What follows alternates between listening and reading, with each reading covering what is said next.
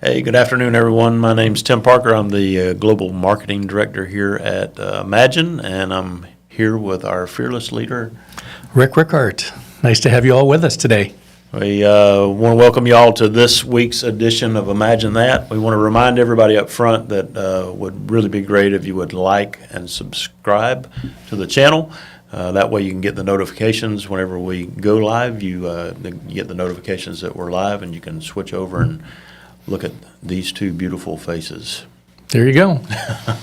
And with that, we'll get started. We wanted to go ahead and let everybody know if you have any questions or anything like that, you can drop those into the chat, and we'll try to get those answered for you. But this week we are planning to have a conversation about something that's even almost as close as traveling to these places, but it's putting trips together. Putting trips together.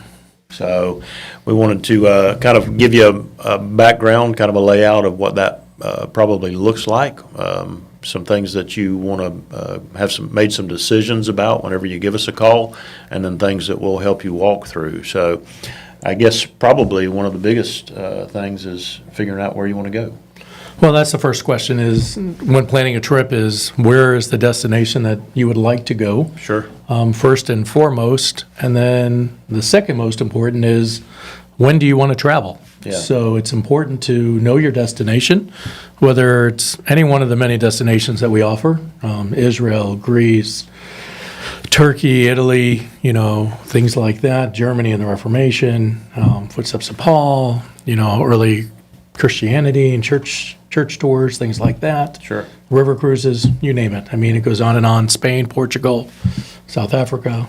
Yeah. I'm sure I've missed a few in between, but just a few of the highlights. But the biggest part is, first and foremost, pick your destination, what you're thinking that you're wanting to do, and then after you've chosen your destination, do you even want to consider an optional extension to your main trip as well? So those are 2 points right off the bat. And then, of course, having your travel dates. Yeah, and what do those extensions look like? I know in Israel, typical extensions are going to Egypt or to Jordan. Yep, those are probably the most requested, Egypt, Jordan. The next would be Italy and or Greece. Those are pretty much what we've done all the time. Those are pretty standard. Yeah, and Italy just coming out of the Jubilee year, actually this year, whenever it finishes up. So Correct. Hopefully Italy will quiet down just a little bit. I know it was We hope so. extremely busy as we were trying to plan some of those trips. I know I get a lot of questions about what do typical tours look like? How many days? Most tours will start usually at a minimum of 9 to 10 days. I'd like to say at least 10. Most go up to 10 to 12 to 13 days. The biggest part being, a good portion of the cost of the trip is the airfare. And based on the fact that you're going to pay for the airfare to get your money's worth, you really don't want to do anything less than 9 days. And most usually will go up to 12 or 13 days, depending. We find, some trips are even longer. I mean, we have some 18-day trips. We have some, 3-country, 4-country trips. It really just depends on what you're looking for. Really the type of people in the audience that you're going to be appealing to, and within your church, your friends, and things like that. Sure. I know I get a lot of questions of when's it the best time to travel, and I know there's several different angles that you need to look at that. So It's a great question, though. is it weather? Is it pricing? Correct.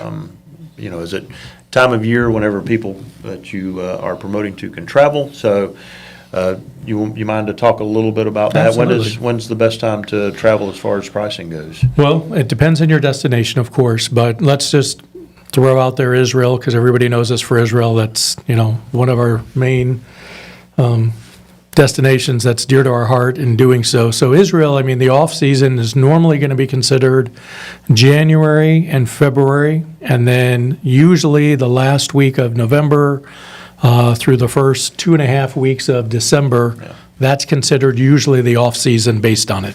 The real off-season is going to be your January, and it's not the first week of January. It's usually the second week of January because of the airfares through the first week of February. So those are going to be your best time for price-wise. And if you're in the Midwest or you have area that gets a lot of snow, you definitely want to look at that time period too because it's beautiful. I mean, Israel, on average in January, your low is normally 60s, high 50s, low 60s, and your highs, of course, when you're at the Dead Sea, it's going to automatically be 70, 72, 75 in January, and in most cases 80. So your weather is ideal. So if you're in, the Midwest and you've got 2 or 3 feet of snow, nothing is nicer than being in Israel in January, February. Yeah, I've been in Israel with people from the Midwest or up north that are wearing shorts, Yes. T-shirts, because the weather in Israel is much better than where they just left from. Yeah, it's fantastic. Yeah. So I know a lot of people like to travel during the summertime when the kids are out of school, different things like that. You're probably looking at higher prices then, right? You are. I mean, the summertime is going to be considered, and it's a mixed bag. The airlines knows that this is the time for educators. So for those that are going to be out of school, teachers, colleges, universities, a great time for families to get together. So they know normally from about May 15 all the way through the end of July, sometimes first week of August. The airfares are high season. They're going to be peak season. They can fill their planes at whatever prices they want, and they know it. So you're paying a premium to be able to travel during that time. However, the land costs are actually going to be, once you get into the second week of June through the end of August, the land costs actually go down. So the hotels try to help a little bit in that regard. But it's a great time to travel. Again, it's going to be warmer, it's going to be hotter. We've had, during that same time period, a lot of generational tours where you have a grandparents, parents, and their children traveling, and it's pretty incredible. Yeah. So, in that sense, if you're going to Europe, it's also going to be considered high season.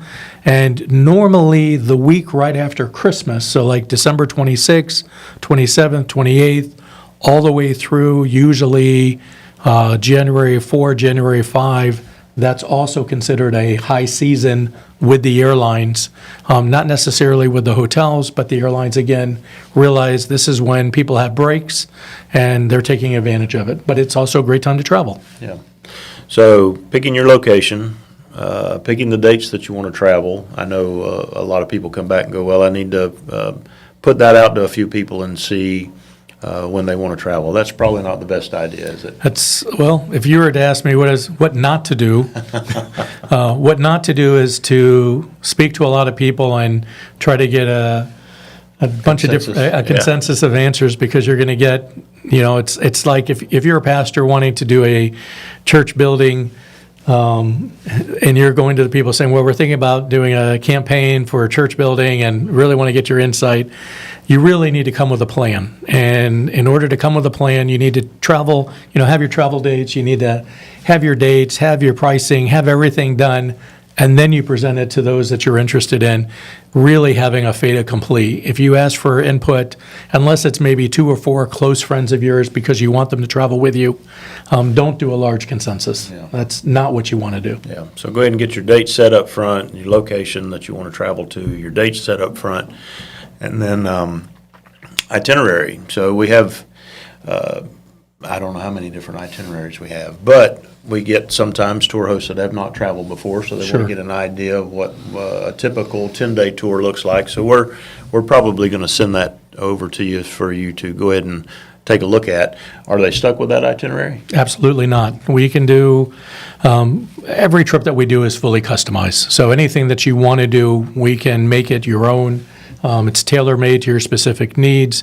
If you want it to be a 10-day, you want it to be 11 days, things like that. If you want to start typically along in the Mediterranean coast, some of our groups prefer to start in Jerusalem, and we have a lot of groups that would prefer to start their first at the Dead Sea and, go and have 1 or 2 nights at the Dead Sea, then continue and go on to the Galilee and then end in Jerusalem, or we do it vice versa as well. So we probably have not only hundreds of different itineraries, but we can pretty much send you 1 or 2 of our most requested. These are more of our first and second timer trips. And then that's probably the next question is we get a lot of people will say, well, do you really have a second or third timer trip where we can do something that's a little off the beaten path, a little more customized, something a little different, and those are the ones that we have a lot of fun with. Yeah. And if you've traveled before to any of the sites that were locations that we traveled to, you can actually go ahead and request hotels. Of course, the sooner the better to do that. Absolutely. You can request your guide. You can even request your bus driver if you've Absolutely. if you've been before. So you can completely work through the whole tour. You can remove. You can add. We're going to help you walk through. If it's a 10-day trip and you're adding things to that, we may have to look at, hey, this is going to potentially add a day to you, or Yes. What would you like to potentially do to still do a 10-day trip and still see the sites that you want to see. So moving through that's something that we are pretty good at maneuvering through. We know those tours Absolutely. pretty well back and forth, so we can actually work through that with you over the phone, through email. I know the people are asking a lot of times, do you have downtime? Can you work a day in where people can go shopping? Those are things that we can do as well. That's one of the biggest questions we get, or if I would say the biggest complaint is we didn't have any downtime or free time, because the truth of the matter is we want to show you as much as we can in the amount of time that you're there. So we really don't have trips that are shopping tours or anything like that. They're really sightseeing tours, and we really don't want them to be a sightseeing tour. We want it to be a pilgrimage, but we really want it to be more of a study tour in a sense, where you're going and you're having time at the biblical sites to actually have a time of devotion, a time of worship, a time of teaching. And they don't have to be long teachings. I think that's probably, again, one of the things to consider is if you're wanting to do teachings and you're a pastor or a teacher and wanting to do that, then you need to lighten up the itinerary so that you can allow for time. It's not a cost factor, it's a time factor. Yeah. And also that has a lot to do with the time of year that you choose to travel. For example, if you're traveling in the winter months, your days are a lot shorter. And because they're shorter, and keep in mind, many of the sites, their closing time is closing at 4 p.m., at least allow you for entrance-wise, and some will actually even kick you out at 4 p.m. or even at 5 p.m. because it's getting darker. Sure. If you're there in the summertime, yes, it's warmer and it's hotter, but your days are a lot longer. You're literally getting an hour and a half to 2 hours more daylight. And because of that, that gives you an opportunity not only when some of the tours or some of the sites are closing, but you might be able to go and still visit something that's not a time factor, where you can go up to Mount Arbel or to some of the different sites, or along, the Sea of Galilee, or some of the outdoor places like the Mount of Olives or Mount Scopus, or things that are open where we don't have to worry about that, or even the Western Wall, things that are, there's no time factors. Sure. I know a lot of the pastors, some of the new pastors that are leading trips, maybe they're concerned about what they have to do when they're over there. Well, if you're new and it's going to be, let's say, your first time going over, or maybe you went over on another trip, but it's your first time leading a trip, really it depends on you. And part of that is we have some outstanding guides that are going to make your trip really incredible. I mean, they're there to complement you and to work with you, but a lot of it really has to do with the fact that you will be communicating with your guide.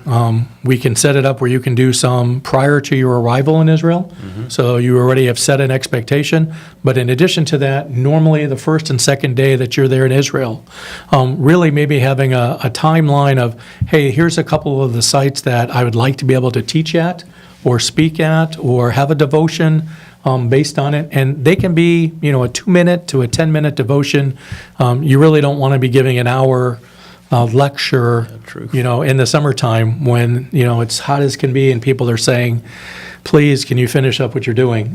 You want to be cognizant of your surroundings and what the weather's like. And the same is true as if it was too cold. Maybe there's a cold front or something like that. Yeah. Your guides will work with you based on that, and they'll make recommendations for you to be able to do so. Yeah. So I think some of those recommendations that I think about, a pastor says, hey, I want to spend more time in Caesarea Philippi. Yes. Or I Great want to, teaching if place. you're in Greece, I want to spend time in Philippi at the archaeological site there. And I want to do some time here and let our group have some time to do some reflection as they're sitting there. The guide will come to you and say, "Hey, that's great, and I want to do whatever you would like to do, but this is going to impact down the road." So the guide's even going to give you input as far as what does this look like if Absolutely. I stay a little bit longer here. And you really need to work with your guide based on it. They're professionals. They're there to serve you, but they're also there to help guide you. And they're there to help support you, and for example, if you're in Israel and maybe you're already familiar with the site, but you can't remember even the exact Bible verse or whatever, they'll have it ready for you. Yeah. If there's something that you have a question, you can rely on them, and that's what they're there for. Sure. They can not only give you just the historical, but they can also give you the biblical aspect as well. And don't be surprised that many of the guides that we recommend and that we use, and keep in mind that we have really weaned out hundreds of guides. So the guides that work for us today, in my personal opinion, are probably some of the best in the business. For sure. And it's not just the fact that they know their stuff, it's their personalities, it's the way that they're wanting to work with you. They realize it's your tour, it's not their tour. And so it's not just somebody being knowledgeable, it's somebody who has flexibility. It's somebody who speaks well. It's people who are caring. One of the things that we hear a lot of times is our guide was so aware of the surroundings of our group, they realized that we had a couple that were a little slower, or they were a little older, or they maybe needed extra stops, or whatever it was, or they had special dietary needs, whatever it was, and they were so accommodating. And even, believe it or not, some of our drivers are in the same way. And they're more than just what they do, it's who they are. Yeah. Yeah, they're great. If they're not great, they probably don't work. They don't work for us. Yeah. And if they did, they only worked one time, and that was it. So we've gotten the location. We've selected the dates. Departure cities are kind of a big deal. We work in group contracts. Correct, with the So- airlines. Yep. So you have to have at least 12 people traveling. A minimum of 10 from the same departure city on the same departure dates. Yep. But it's better to have at least 12 so you have a backup plan. Yeah. So if somebody was to back out at the last minute, it doesn't impact your group. But that was one of the things you touched on about if there's a specific guide that you want. It's really important to not only choose your dates far enough in advance, but allow us to contact them to see what dates they have available. And then you may have to be flexible too, because if you're set only on one set of dates and you want that guide and you don't have enough time to plan for it, we don't want you to be disappointed. So it's best to have really a minimum of 15, 18, even up to 24 months lead time in order to do it. If you already have a group ready to go in 9 months to a year, and you're flexible and you know the guide's ready, or you're open to just about any one of our guides, because honestly, we get the same request over and over. I've got to have the same guide I just had. And they sometimes forget that that probably was the guide that we recommended to them. And then all of a sudden, they see another guide and they realize, wow, the second guide was just as good as the first guide. And one of the things that I love to do when I go to Israel, and I've been there quite a few times, I try to see a different guide. I love to see all my friends and the guides that I have. And, we always have our favorites. Everybody does. Sure. But it's nice to learn from different guides and what they bring. It's really incredible. So I know that there are different kinds of guide backgrounds as well. That's something that, we should consider, as well as, if there's a religious or a different kind of flair. I mean, we have some fantastic Palestinian Christian guides. Yeah. And people ask me, you have Christian guides? And we do. And they are real Christians. They're not just calling themselves Christians. Sure. They live it out daily. They are what I would say the living stones. They are the ones that truly, they're going through every day experiencing that in Israel, not being Jewish and not being Muslim.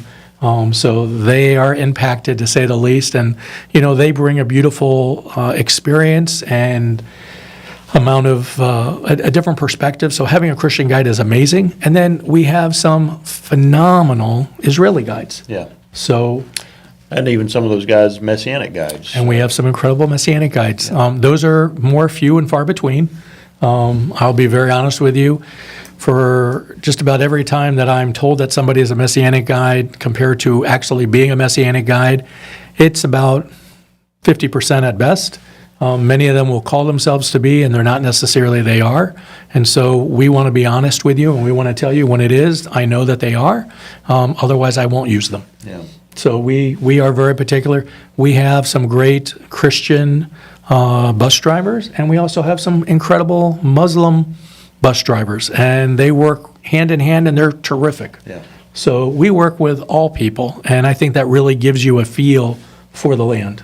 Yeah, we've got a wide range of guides, not only through beliefs, but we also have some great guides who speak multiple languages. Correct. Yeah, so if you're a Spanish-speaking group, we have guides who speak Spanish. We have guides who speak German. Italian, Russian. Yeah, Hmong. Yeah, I was Hmong. even surprised whenever we were trying to set up a group to go, and they asked me if we had any guides who spoke Hmong, and I was surprised to find out we did. And many of them are, bilingual, trilingual, and so forth. I mean, you'll see that they speak English very well. They speak German, Italian, French, Spanish, Arabic, you name it. It's incredible how diverse they are and how good they're speaking in as well. Yeah. So, and like you said, depending on the different places too. This isn't just in Israel. I mean, in Greece, we also have some fantastic Italian, Spanish, French speaking. Sure. And they're bilingual, and they also, besides Greek, Yeah. it's amazing.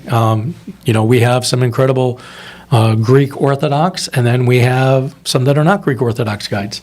So we really try to find what we feel is the best evangelical guide for our groups, just as a whole. So I know that we're crossing over not just Israel, talking about Greece guides, Turkey, you name it. Yeah. But we have quite a bit in Italy, the same thing, and they can be, many of them, and even in Germany, they're Catholic. But we have many that are also Lutheran. And so people are like, wow, you have Lutheran guides, or you have Anglican guides, or, you have an evangelical guides. And we really do. We work very hard to try to find the best guides that we can in each one of the respected countries. Yeah, and those guides have been vetted. Most locations require guides to go through some schooling. Yes. So there's, in fact, I think it's at least a couple of years that they have to spend Correct. learning learn what it looks like to be a guide. So they go through the school, but the guides I think that we draw close to, that we typically keep on board and have a relationship with, are guides who understand the relationship that needs to happen over there.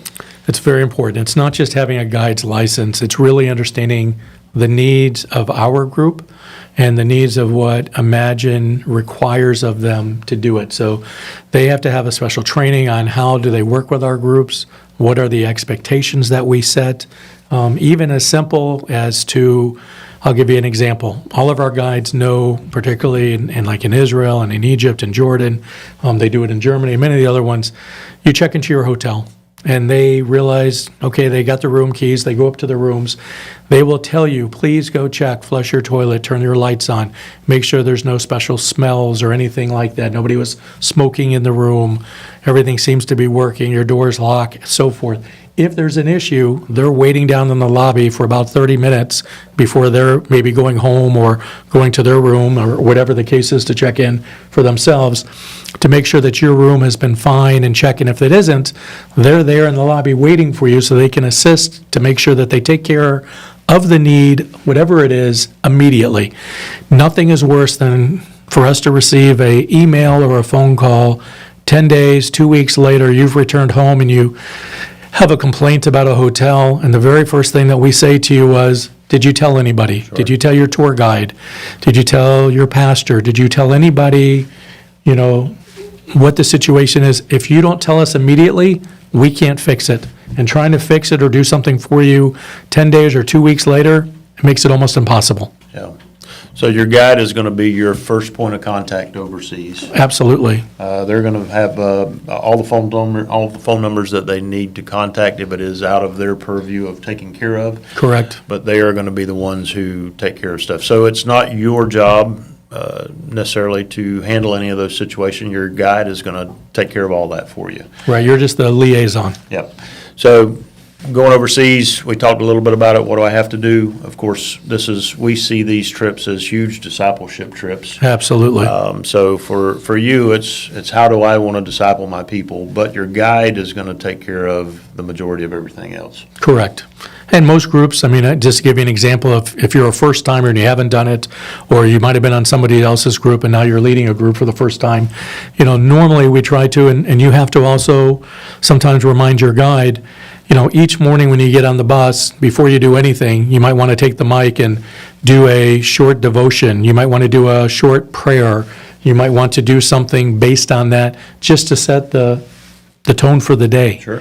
And Sing some songs. Sing some songs. Yeah. Those are the ones that people remember, and they're usually very meaningful. Yeah. So, Yeah, I've got quite a few memorized that I didn't know before traveling with some of these tour hosts. So, yes. So we've picked dates, itinerary dates, even talked about a little bit about departure city. Always best, especially if you're promoting, and not everybody's going to be promoting across the states. Most of them are going to be within their church. But if you are promoting across the states, best to pick one main departure city. Yeah. Do that, and then we can always look at add-ons, or they can make their own way to get to that airport city. Either way, it's good to have one as a set departure city. Yeah. So,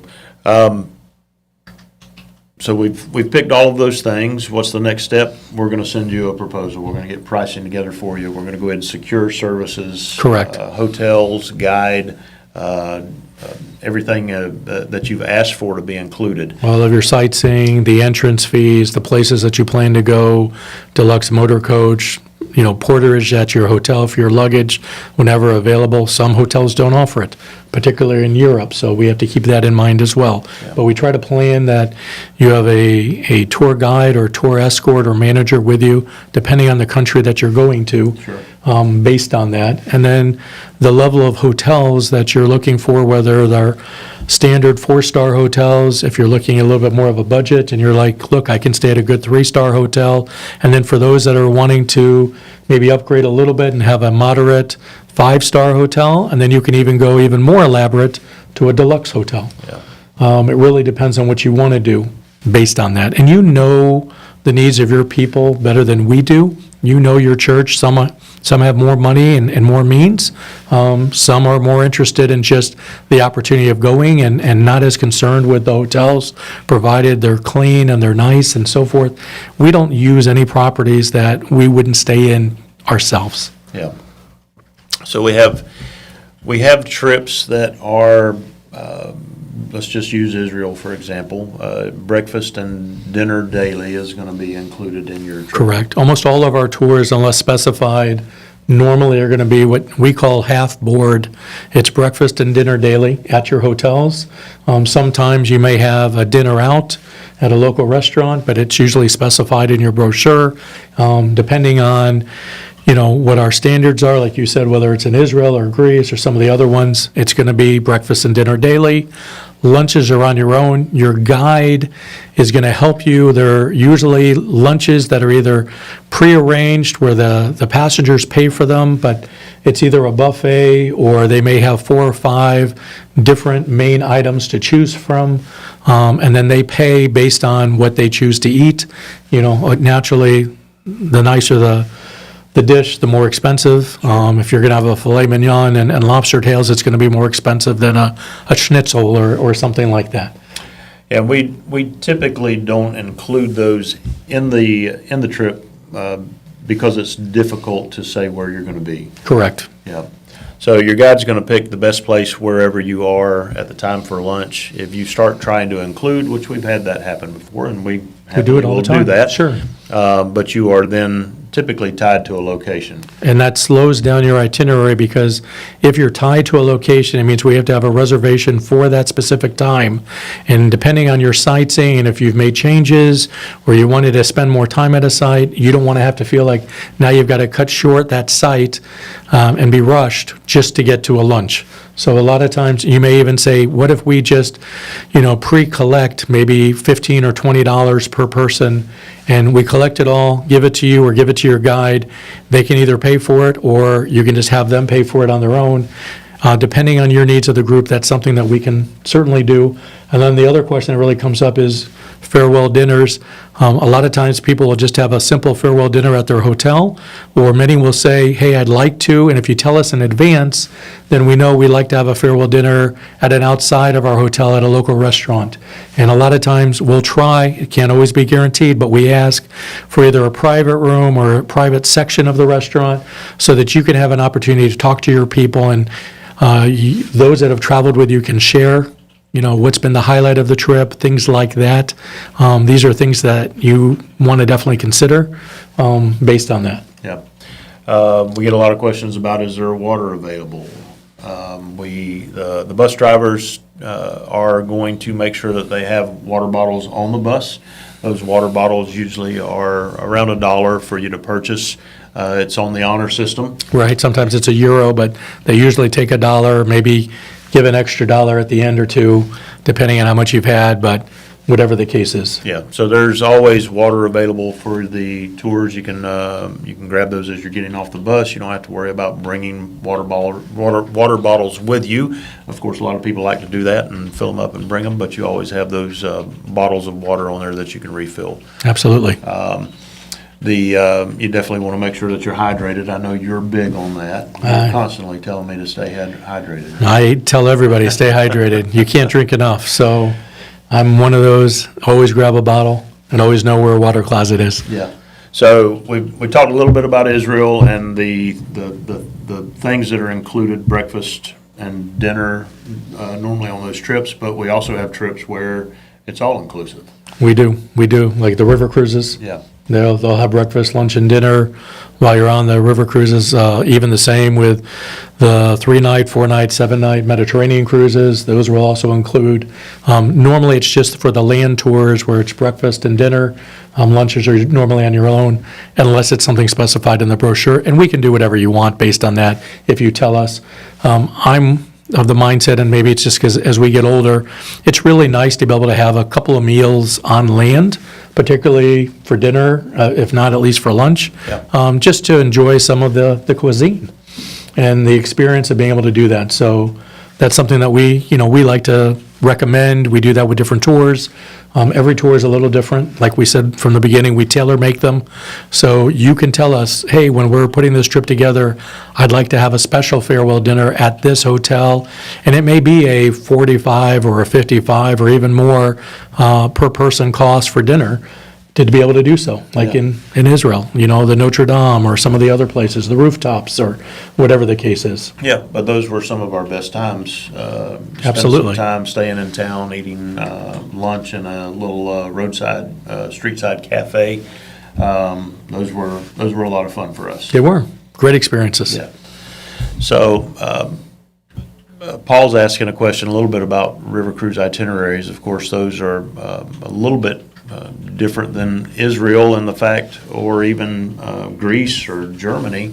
Those river cruises, you're jumping on board a boat and you're staying on that for the next 7-8 nights. Correct. They are incredible. Yeah. I mean, not only the accommodations, the service on there, the food, but as we've talked about on some of our earlier live streams that we've had with Imagine That, you have your excursions in the mornings, you have your excursions in the afternoon, so you'll get up, you'll have breakfast, and then you'll go right from where your ship is. Many a times you can walk to some of the sites. Others might have a bus waiting for you, and you're driving 2 minutes or 5 minutes or 10 minutes, depending the area, into town, and then you'll do your sightseeing. Normally, they'll bring you back to the ship to have lunch, and then after lunch, you'll start your afternoon excursion.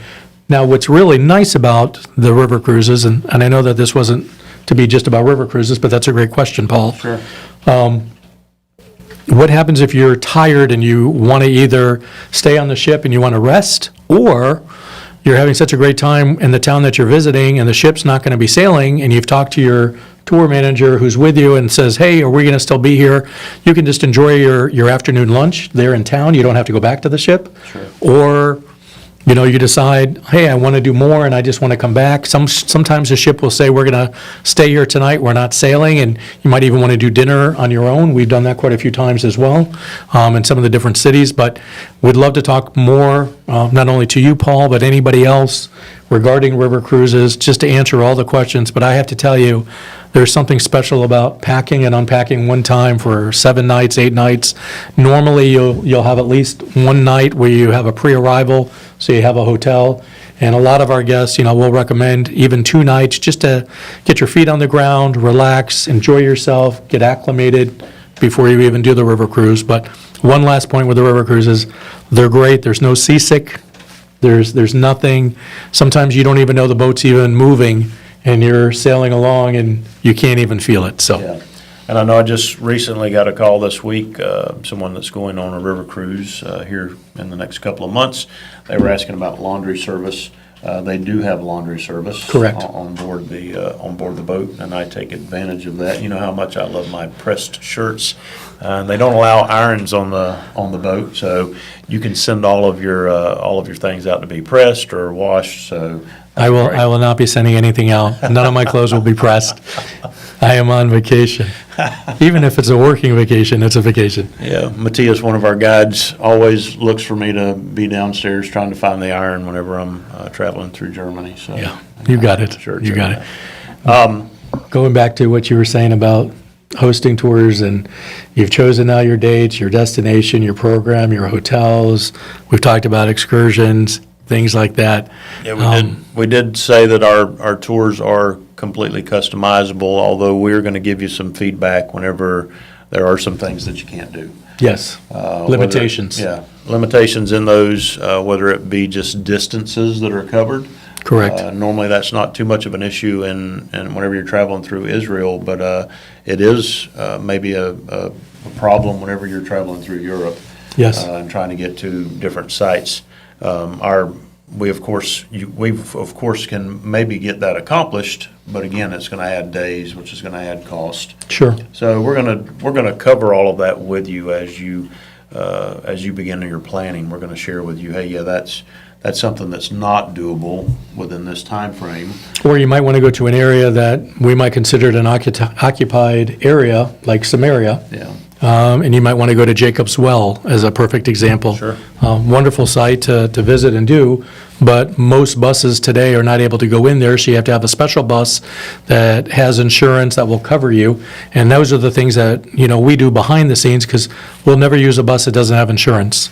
We'll never do certain things. You can't take a Israeli bus into, for example, a occupied territory like Samaria based on it. They're usually not allowed, or they refer to them as a armored bus, things like that. But we can get a wonderful Palestinian bus with a Palestinian driver who will gladly take you in. We just have to verify and make sure that they have insurance, and it may even be a substitution of a day with your bus, depending on your program. But these are the kind of things that we're talking about. And then you have the other kind of limitations of, walking limitations, what people can do, what they can't do, the length of walking per day. Some of the trips, like a river cruise, may be a lot easier to do walking-wise.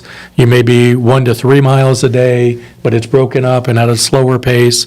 Whereas in Israel, it could be a 3 to 5 miles a day based on it. Then we have some groups that will have, hiking involved in the trips. Sure. And you have to be able to do some of those. So depending on your physical limitations, the river cruise, the biggest thing is you have to be able to walk up and down steps without assistance. And part of that is because the ships sometimes get tied together, one next to the other when you're at a port, and you may have to go up the steps across the sun deck on both ships and then down steps, and there's no elevator for those. There's an elevator inside the ship itself, but there's not an elevator to take you up to the sun deck and to have you cross over. So if you're limited and you're not able to walk, we will not be able to have you travel on a river cruise. Yeah. And we hate to say no to anybody, but we need to know what those limitations are based on that. Sure. But that's about the only thing that we can really think of in that regard. Of course, cobblestone, uneven pavement, things like that are other limitations we're walking or things that you need. And if we can overcome it, we certainly will. But we want to be honest with you up front. Yeah. So we've, once you've gotten your proposal, that's going to come back to you. You get your approval. We actually send you a pretty cool little tour, a link called the tour host link. Yes. You'll fill that out. You'll get that back to us, and then we get questions like, do I need to supply my own promotional materials? And we do all of that for you. We customize, it's fully, full color, personalized with your name, your date, your travel city, on your church information. If you want to include a picture, if you have a little welcome message that you want to include, anything that we can do to personalize it, along with early registration discounts, things like that. Did I miss anything on that? No, I think that's all covered. Everything on there is going to be listed as far as your potential early bird discounts for people signing up within their dates. Right. They're going to know when they need to sign up in order to obtain that specific discount. So the earlier that people register, the better discount that they get. Yeah. And when we send you the draft brochure, it's a draft. Please do not share the draft brochure. Let us go through it with you. Let's make any revisions. Once we say it's final and it's been approved, then you're welcome to share it with anybody that you want. We send it to you not only where there's printed hard copies, but we send you an electronic PDF so that you can email them off to your email list. You can do personal invitations. You can send it out as often as you like. You can post it on Facebook, LinkedIn. You can do whatever you want to do. Sure. You have a lot of opportunities. Yeah. But So the approval process, like Rick said, once you've approved the proposal, you've sent us the tour host link, we move that into our marketing department. They build your brochure, draft brochure, and registration form. We send that over for your approval. Once we have that approval back from you, then we begin to move the tour live into our system. correct. So that's going to be accessed by your potential passengers through what's the word I'm looking for? Portal, No, a tour code. tour code. So that's going to be, typically going to be your last name and the year that you're traveling. If you're going to Greece, it's going to have a G in it.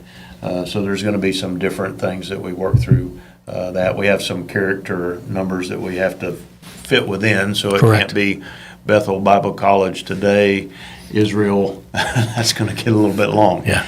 But we'll make it whatever you would like it to be within those specifications. Best always, I think, probably for the tour host last name. That's easy for us to reference whenever we're beginning to Yep, look. or the church name, either one. Yeah. So you've approved your draft brochure registration form. We've gotten you loaded into the system, and we're going to print those and ship those out to you. And now you're going to start your promotion. Now, this was the part where we said, if you're still with us, what not to do.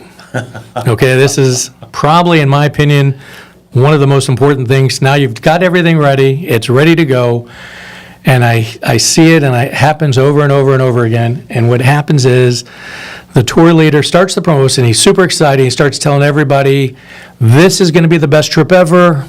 Everything's going to be perfect. We have the best hotels. We have the best guide. Everything is the best, the best, the best.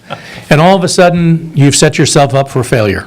And I don't mean that it's not great to say that you have the best, but really, I'd prefer that you would say, let's sell the experience, and guess what? The hotels are going to be fine. Okay, we've already made sure that we'll have good guides. Everything's going to be what it's supposed to be. But really, really sell the experience. Don't set yourself up, because the minute that you've said we're going to have the most incredible hotel, and if something goes wrong, they're disappointed. Whatever the case is, you want them to understand that the reason that they're traveling with you is the experience. And the experience is not only seeing the scriptures come to life, depending on where you're going, whether you're building community, whether it's for fellowship, whether it's a combination of everything. You often hear, and we say it, whether it's with the Holy Land, whether it's a Footsteps of Paul, all of a sudden you see the scriptures come to life. Yeah. And you've walked the terrain, and you've seen the topography, and you've met the people. And I even remember the first time I ever heard it, it's the smells and the scents and the smiles and the people that you meet along the way. And then even not just the people you meet over there, but the relationships that you build on these trips. I can't tell you that I've ever had anybody share where they went on a trip, they've made friends, and they haven't just come back and said, wow, I can't even tell you how incredible that was. They met people who they've seen or they've known at their church, and for whatever reason, they've had a misnomer. They maybe thought that they weren't approachable, or they thought they were a little snobby or stuck up or maybe rude or whatever the case is. And the reality is, once they got to meet them on a trip and they actually talked to them or had a meal with them or were sitting next to them on the bus and they got to know them, they realized they were just like them.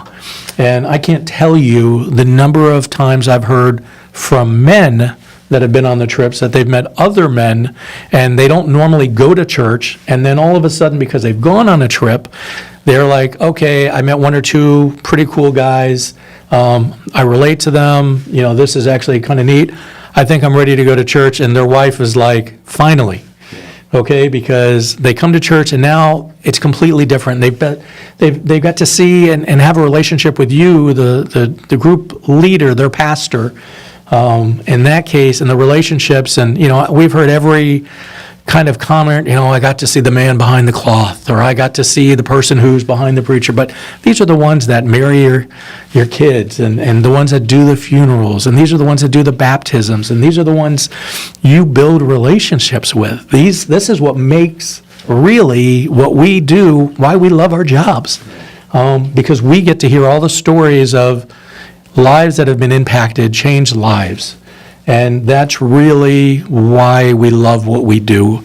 Doing the trip itself is just a small piece of what happens behind the scenes. God is going to do what he's going to do, and the Holy Spirit's going to do what he does. But the beauty is, when you do what you do as the leader and you put the pieces together, and then everything else falls into place. And it's amazing because 99.9% of the time they do. Yeah. We can't control flight delays, weather, lost luggage, things like that. But the things that we have control over, we try to do the best at. And we really want you to be able to focus on your people and to be able to have a great time and say, you know what, this wasn't nearly as much work as I thought it was. Your promotion, that's where the majority of your upfront work really is. And your promotion is, you can't just announce it one time or two times. You really need to be talking about your trip 5, 6, 7 times. You need to be posting things at times. You need to be talking to people. I even remember, the best person who taught me everything that I know and more in the business was my father. And he would talk to these pastors and he would tell them, it's okay for you to put your arm around them or see them at church and say, I really would love for you two to please consider joining us. Yeah. Or I would really love to have you doing it. And for those that choose not to do a trip, and they're like, well, I just don't know that I can do this. When you're at church and you're teaching and you're preaching and you're looking out and you don't see the Smith family and you don't see the Johnsons and you don't see the other families, and they're out and they're probably on vacation and they're probably traveling and doing something, and you never told them that you were going to do a trip and you didn't do anything, and then you look around and you wonder where they are. It's because you didn't tell them that you were going and you didn't invite them, and it's a life-changing experience. Yeah. And, to be able to go and have these people travel with you and then come back and tell you, Pastor, you have no idea whether it was a teaching that you did, whether it was just a conversation, maybe even just sitting and having lunch with them or having breakfast with them. It's incredible. So I highly encourage you. We've heard stories after stories after stories. One of the coolest ones was a group that just went on a river cruise. They were supposed to go to Israel. They didn't go to Israel because of the situation, so they went on a river cruise. They said, I wasn't really quite sure what the biblical reference would be doing a river cruise, but they made it about fellowship and community. And they had a great trip, and they went. And there was a gentleman on that trip, and he got connected. He also got to know who the pastor was. He got a little bit involved. Wasn't back 2 weeks, and I remember getting a text on a Sunday afternoon, and I thought, why am I getting this text from the pastor? And he sent it, and there was a picture, and I wasn't quite sure what the picture was. I could see it.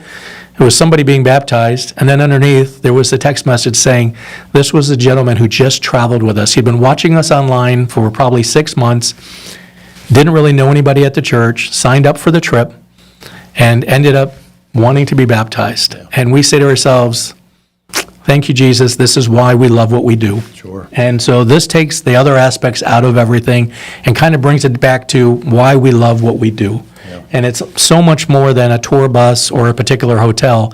Yes, we want those to be nice. We want them to be convenient and comfortable. We want to do all the things, but we really want to build up. You said it, you're discipling your people. You're feeding into them. We want them to see, Christianity at its best, not at its worst. Yeah, it's something that you need to be excited about. We're excited about it on our side. You need to be excited. You can't just throw a slide up that rotates through as people are arriving for church. Who knows who sees that? So it has to be some intentionality from the person leading the trip.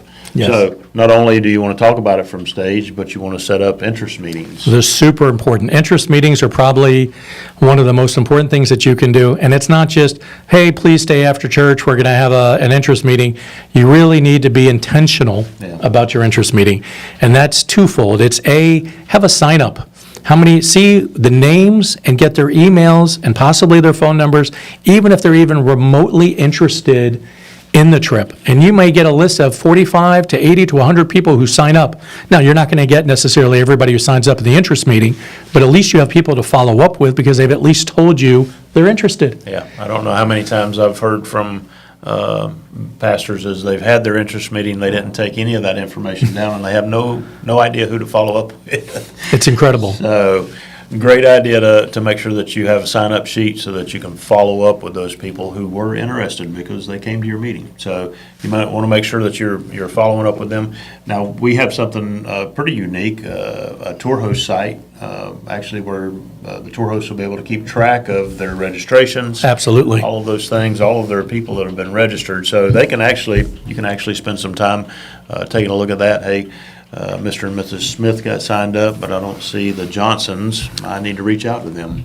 Yep. So, great idea. Continuous follow up with people. The interest meetings, of course, as Rick said, the personal invitation from you goes miles. Miles. Because they want to, not only do they want to travel to the destination, but they want to spend time with you.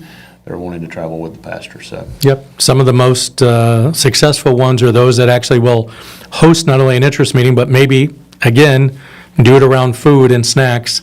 Some have opened it up in their own homes. Some have chosen to do them at the church, or maybe they've got a different kind of setting, not in a congregation, but something different. Make it fun. Make it something where it's inviting. Then you can show a short little video or a PowerPoint or some pictures. Do even a light Q&A. We have a host book that will actually walk you through how to host a tour, what to do, what not to do, things like that. As my son would always say, sometimes using a good guilt trip with your friends is always nice, things like that. But, asking them by their names, hey, Jenny and George, are you going with us? Have you encouraged some of your friends to travel along with you? Personally invite them. Yeah. Invite a couple or 2 or 4 people out to grab pizza or something and tell them, hey, I'd really love for you guys to come and join us. Be intentional. And if you're not intentional, it's no different than being in a church. You have to be intentional. Planning a trip and promoting a trip, you have to be intentional. Yeah. It doesn't just happen. Yeah, use your people for the good of promoting the trip. I mean, they're going to be the ones who are talking it up, saying, hey, that we're going on the trip. Right. It'd be great for you to come along with me. So let them help you promote. And in addition to that, once you start getting your first handful, 10, 12 that have registered, they become your best salespeople because they're going, they're exciting, they're telling others based on it. Yeah. So those are really important things to consider as well. And then the last but not least, you really need to maybe define what your trip looks like by creating some urgency. And whether it's the early bird registrations or limitations as to, hey, we're not going to take more than so many on this trip, or we only have so many seats reserved, we don't want you to be disappointed, and that creates also a little bit of urgency. Yeah. So as we begin to wrap things up, but that's a good thing to talk about because airlines aren't necessarily. They will sometimes limit us to space. they limit us to more and more today with the group airspace. They don't want to have large groups, so they limit us. The cabins with the cruise lines, doesn't matter if it's a river cruise, Mediterranean cruise, there's only so many cabins. It's not like we can get another hotel across the street. Once the cruise is full, they're full. So you have to create a little bit of urgency, which is true, Yeah. and you have to limit, there's only so many seats on a bus. And if you're limiting it to a certain number of people on a bus, and you also want to allow to have so many empty seats or free seats, so, people have a little bit of space if they need to, things like that. So these are certain things to definitely take in consideration. I know that we could go on and on and on, and we would love to, but please contact us. Reach out to us, whether it's email, it can be sales@ittworld.com.